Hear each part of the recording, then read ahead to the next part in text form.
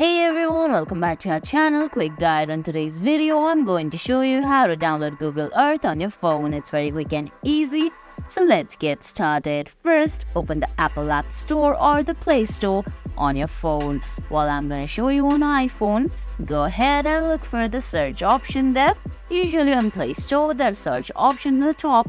Well, on iPhone, it's on the bottom right corner. Then go to the search bar and type in Google Earth there, then tap on search. Once you do that, select the option with this logo here on the top right corner. Then go ahead and select that backup, get, download or install button.